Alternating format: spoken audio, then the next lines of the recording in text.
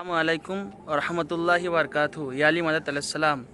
তো আজকে আপনাদের সামনে আরেকটি ইন্টারেস্টিং এবং গুরুত্বপূর্ণ ভিডিও নিয়ে এসে গেছি। তো ভিডিওটি হচ্ছে আমাদের আইম্মাগণ মানে আমাদের ইমামগণ বা আহলে বাইত আলাইসাল্লামের ওপরে।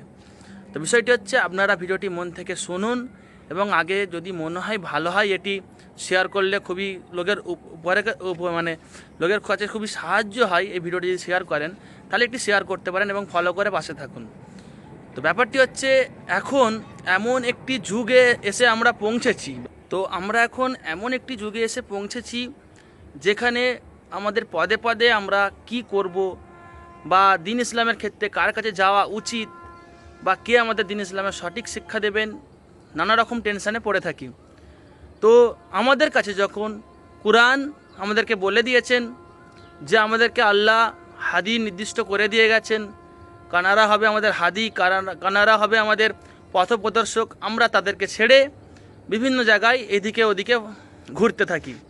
অবশেষে এমন কাউকে পেয়ে যাই যে আমাদেরকে আহলে বাইতের সিরাতের ওপরে তো ছেড়েই দিন, বরঞ্চ ইসলামেরও ওপরে চালন করে নে, অন্য পথে চালন করে দেয়। কি হারাম কি হালাল সেটা সে নিজেও জানে না। হয়তো আমরাও অনেক কাজ গোনা করতেই পারি, মানুষ আমরা করে ফেলতেই পারি, কিন্তু আমি তো লোককে বলতে পারি যে এটি গোনা, কারণ আমি জানি এটা, তারপরেও গুনাহ করছি। সে মানুষের ব্যক্তিগত ব্যাপার, করে ফেলছে, কিছু করার নেই, আমরা মাসুম নই, আমরা গুনাহ করতেই পারি। তো ওই জন্যই আমি আপনাদের কাছে একটা কথা বলতে চাই, আহলে বাইত ছাড়া আর কাউকে আপনি পথপ্রদর্শক হিসেবে মেনে নেননি, কারণ তারা মাসুম নয়। কোরআন বা আল্লাহ তাদের কোনো সার্টিফিকেট দেয়নি যে এনারা মাসুম, কিন্তু আহলে বাইতকে আল্লাহ সার্টিফিকেট দিয়েছেন যে আহলে বাইত মাসুম, ওনাদের কোনো গোনাহ নেই। আল্লাহ সমস্ত রিজ সমস্ত নাপাকি ওনাদের থেকে দূরে রেখেছেন। সুতরাং আল্লাহ যাদের সার্টিফিকেট দিচ্ছেন, কোরআন যাদের সার্টিফিকেট দিচ্ছেন, তাদেরকে আমরা নিশ্চিন্তে চোখ বন্ধ করে অনুসরণ করতে পারি। কিন্তু এখনের যুগে একটি কোশ্চেন উঠে থাকে, রাদিয়াল্লাহু তাআলা আনহু আর আলাইহিস সালাম। অনেকে আহলে বাইতকে বলে থাকে রাদিয়াল্লাহু তাআলা আনহু, এবং আমরা যখন আলাইহিস সালাম বলি নানা রকম কোশ্চেন তুলে, সালাম কেন জানাচ্ছি, সালাম একমাত্র ফেরেশতাদের দিতে হয়, নবীদেরকে দিতে হয়। আমি তাদেরকে একটি কথা বলতে চাই, আপনাদের আকীদা কি আমরা জানতে চাইনি বা জানিনি, কিন্তু আমাদের একটি আকীদা এখানে আপনারা শুনে রাখুন। আকীদাটি হচ্ছে, আমরা 12 যে আমাদের ইমাম আছে বা 14 মাসুম আছে, আমাদের তেমন প্রথম ইমাম হচ্ছে ইমাম আলী ইবনে আবি তালেব আলাইহিস সালাম। তো আমরা মনে করি যেটা, যে আল্লাহর পরে সবথেকে যদি কেউ মর্যাদাবান হয়ে থাকে সেটি হচ্ছে আমাদের রসুল মুহাম্মদে মুস্তাফা সাল্লাল্লাহু আলাইহি সাল্লাম, এবং ওনার পরে যদি কারোর স্থান হয়ে থাকে সে হচ্ছে আলী ইবনে আবি তালেব আলাইহিস সালাম।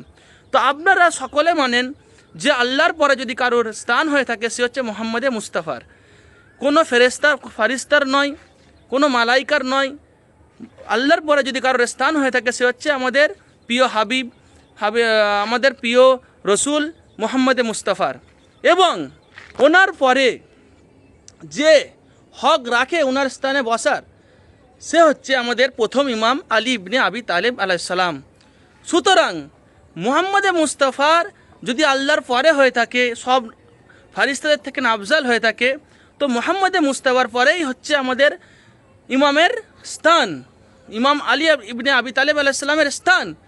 সুতরাং তিনি ফারিস্তাদের থেকেও আফজাল। এমনকি মৌলা আলাইহিস সালামকে বলা হয় ফারিস্তাদেরও টিচার, জিবরিল আলাইহিস সালামেরও টিচার।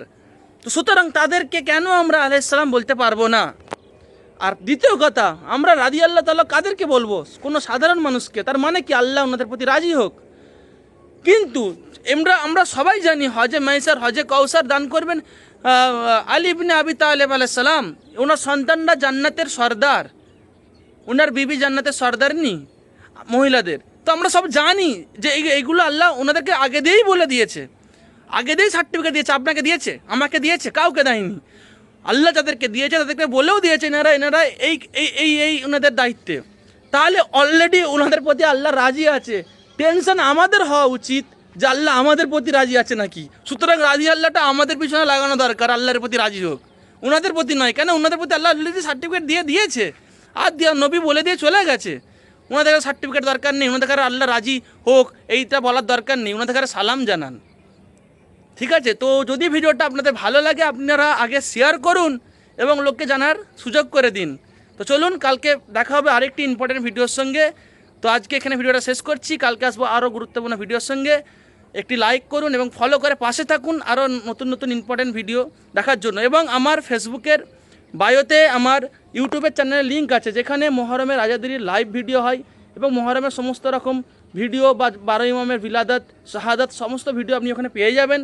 আমার এই ফেসবুকেরই লিঙ্ক আছে দেওয়া, ইউটিউবের লিঙ্ক দেওয়া আছে ফেসবুকের বায়োতে, আপনারা চেক করতে পারেন। ইউটিউবে চলে যাবেন ডাইরেক্ট, ইসলামিক কিংস নামে পরিচিত চ্যানেলটি। তো চলুন, কালকে আবার আসবো নতুন ভিডিওর সঙ্গে। ভিডিওটি যতটা পারবেন আপনারা শেয়ার করুন। চলুন, কালকে আবার দেখা হবে। আসসালামু আলাইকুম রহমতুল্লাহ বারকাতু। ইয়ালি মাদাত আলাইহিস সালাম।